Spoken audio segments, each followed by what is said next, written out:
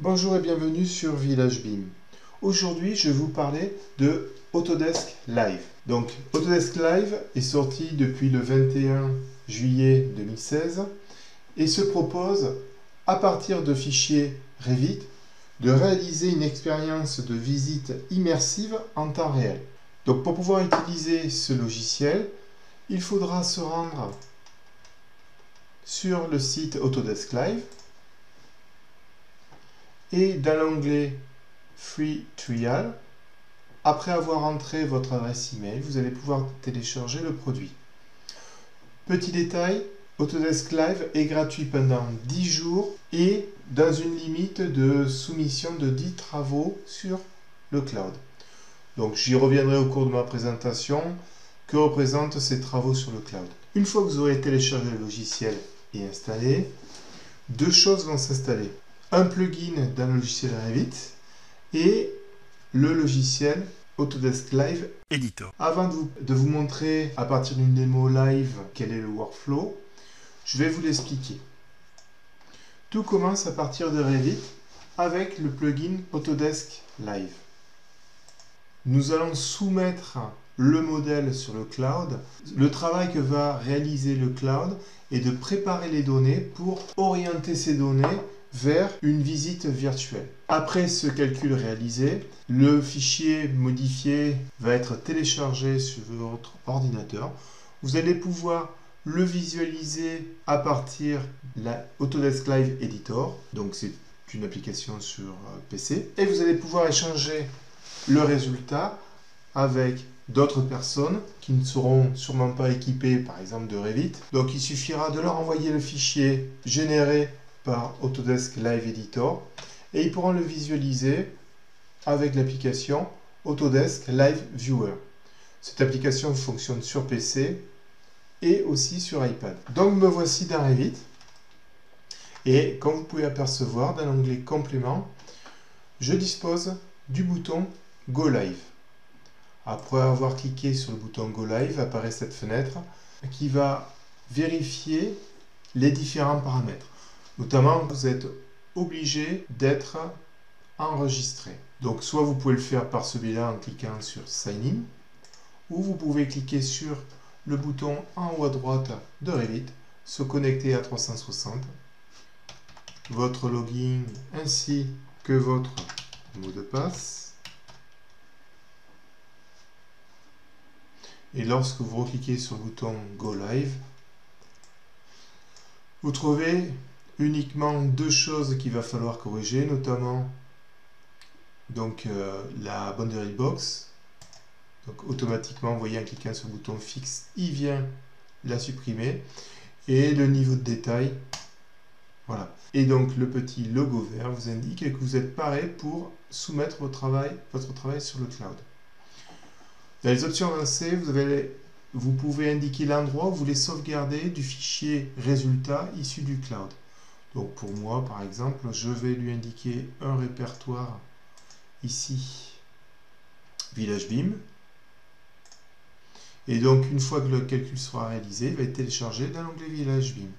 Le bouton Save and Go va me permettre bien sûr de sauvegarder le fichier avant de soumettre le travail dans le cloud et d'envoyer le fichier Revit dans le cloud.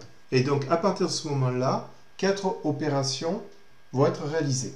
La première opération est d'envoyer le fichier sur le cloud, de le mettre dans une queue de travail, parce que si plusieurs personnes ont envoyé un travail sur le cloud, vous serez mis à la queue l'un après l'autre. Une fois que les projets qui étaient devant vous auront été calculés, ça va être votre tour, donc la troisième étape, la préparation des données afin de pouvoir les visualiser avec Autodesk Live Editor. Et enfin, une fois que le calcul est réalisé, le téléchargement sur votre ordinateur va être réalisé. Donc là, je vais couper la vidéo et peut-être vous montrer les étapes intermédiaires et je vous retrouverai à l'issue du téléchargement.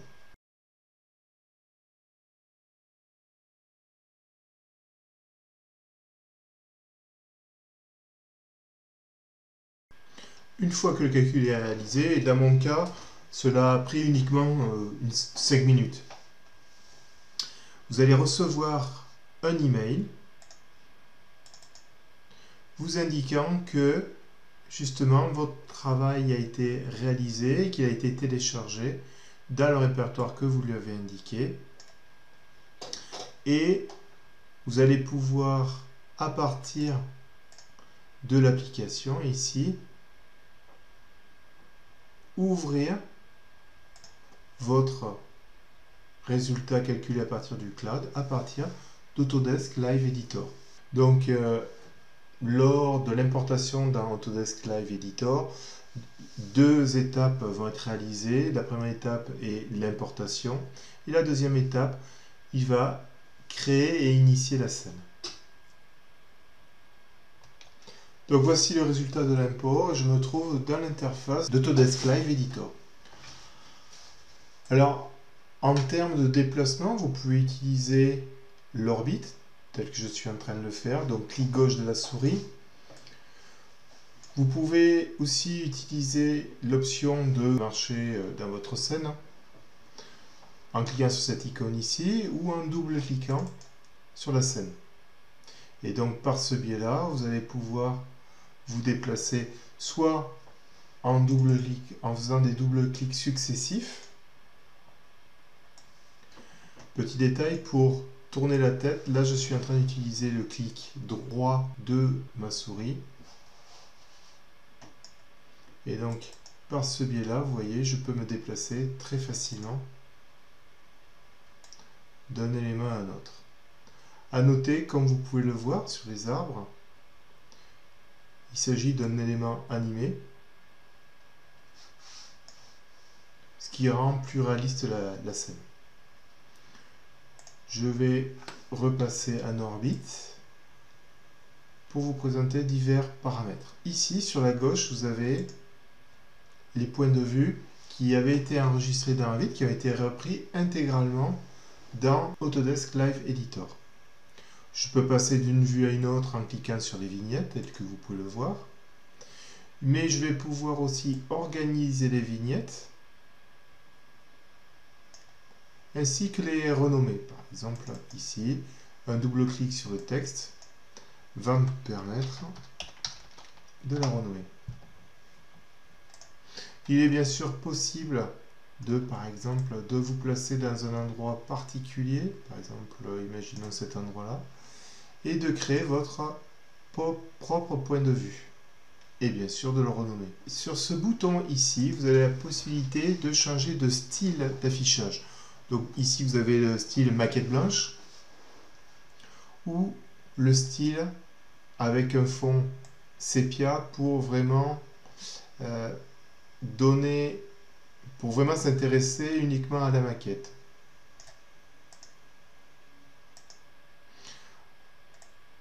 Ensuite, vous avez des paramètres, notamment au niveau de, par exemple, la vitesse de votre déplacement, l'angle de vue, la hauteur de l'avatar virtuel, ainsi que d'afficher les endroits où les points de vue ont été sauvegardés. Donc par exemple, si je décoche cet élément-là, vous les voyez disparaître de votre scène. Ici, sur le bouton Sun, on aura la possibilité de faire varier en fonction du jour, de l'année et de l'heure, voir évoluer les ombres sur votre projet. Donc, pour réaliser la visite de votre projet, je vais m'intéresser à cette visite en double-cliquant sur un élément me permettant de me positionner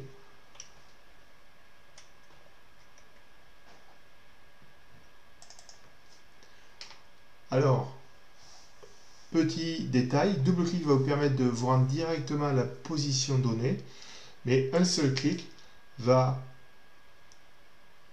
déplacer l'avatar suivant les chemins possibles pour passer d'un endroit A à un endroit B. Comme par exemple ici, je me retrouve sur la terrasse extérieure de ce bâtiment. Si je veux me rendre ici à la cuisine, il suffira que je place mon curseur à l'intérieur de cette pièce, je fasse un clic, et donc là, l'avatar va se déplacer dans la maison, empruntant l'escalier pour se positionner à l'endroit précis où j'avais cliqué. Je ne sais pas si vous avez remarqué, mais lorsque vous vous déplacez sur des éléments, vers des éléments mobiles, tels que les portes, ces portes vont s'ouvrir automatiquement. C'est par exemple, ce résultat-là a été réalisé par le calcul sur le cloud. Il est aussi possible, lorsque vous êtes dans des ambiances lumineuses, je vais me positionner par exemple à minuit. Donc vous pouvez le voir, le contexte a changé, le contexte lumineux. Et donc on peut apercevoir la réfraction de la lumière sur la vitre, et là ici aussi. En appuyant sur la touche L de votre clavier, on va pouvoir désactiver la lumière. Donc si je me positionne dans une vue extérieure, en activant, désactivant la touche L, je pourrai voir le contexte lumineux de mon bâtiment en plein milieu de la nuit.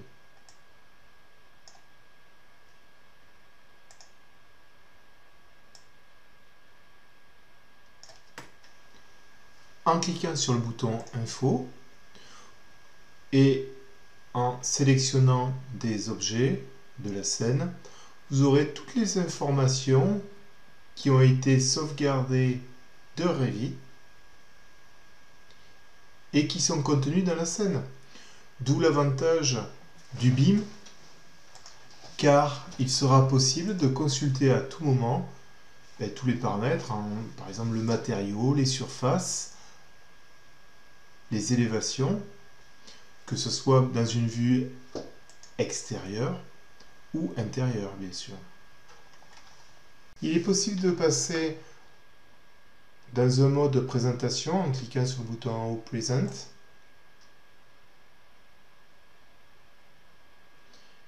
Et donc dans ce mode-là, vous allez pouvoir passer d'un point de vue à un autre en cliquant sur les flèches à droite ou à gauche pour revenir à un autre point de vue et explorer la scène telle que je l'ai montré tout à l'heure dans Editor. Utiliser, par exemple, me positionner dans le salon.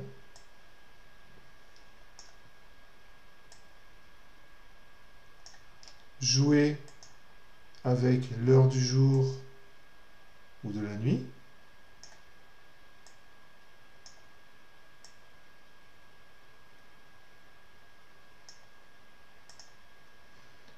Ou utiliser les vignettes que vous avez sur votre droite, comme dans le mode éditeur. Donc si à ce moment-là, vous voulez partager ce modèle-là, cette présentation-là avec une tierce personne, le logiciel Autodesk Live Editor va vous permettre de générer des fichiers de type live pour qu'ils soient visibles sur Autodesk Live Viewer, sur Windows ou sur iPad. Alors pour télécharger Autodesk Live Viewer sur Windows ou sur iPad, rendez-vous sur la page Autodesk Live. Dans l'onglet Viewer, vous avez les liens disponibles ici. Donc pour l'iPad, c'est directement un lien pour l'application iOS. Et ici, pour l'application ordinateur, il s'agira d'un lien qui va vous permettre de télécharger directement sur Autodesk Application Store Autodesk Live Viewer.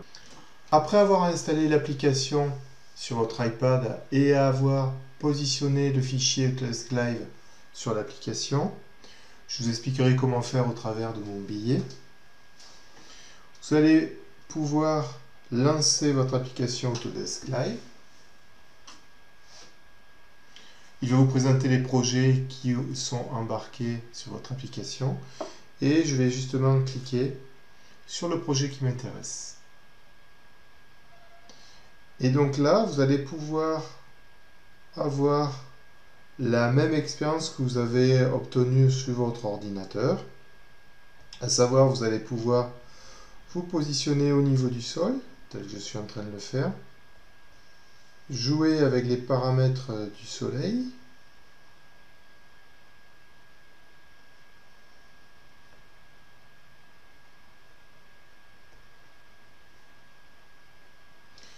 Vous positionnez des endroits particuliers en utilisant les vignettes que vous allez trouver sur la droite. Donc même principe que l'application Live Editor. Double-clic pour me positionner un endroit particulier. Et un seul clic pour me déplacer à l'intérieur de mon modèle. Donc là pareil, les éléments mobiles vont pouvoir s'ouvrir tels que les portes. Et l'avatar va utiliser le chemin d'accès disponible pour passer d'un endroit à un autre. Vous allez pouvoir aussi régler les mêmes choses, à savoir je ne veux pas voir les points de vue, la hauteur de votre personnage, la vitesse de déplacement, le champ de vision. Bon, comme on l'a vu, on va pouvoir aussi jouer avec le jour de l'année ainsi que l'heure, permettant à la personne, justement à qui vous avez envoyé le fichier, de pouvoir se déplacer à l'intérieur et voir réellement votre modèle Revit de façon plus immersive. Et aussi, petit détail, vous pouvez passer d'une vignette à une autre en cliquant sur les petites flèches, permettant de passer d'un point de vue à un autre. Donc voilà ce que je voulais vous dire au sujet Autodesk Live Design. Je vous rappelle, donc c'est une application qui va fonctionner au départ à partir d'un fichier Revit. Transmettre le fichier Revit sur le cloud pour une modification afin que l'on obtienne une visite en temps réel et immersive, avec comme par exemple la modification d'objets mobiles tels que des portes qui vont pouvoir s'ouvrir au passage de l'avatar, mais aussi des arbres qui vont bouger en fonction du vent. Et enfin, le partage de cette expérience à partir de Autodesk Live Viewer, disponible donc sur ordinateur, mais aussi sur iPad, comme je viens de vous montrer. Donc j'espère que cette vidéo va vous permettre de pouvoir utiliser les différentes applications. Et puis je vous souhaite une bonne journée. Au revoir.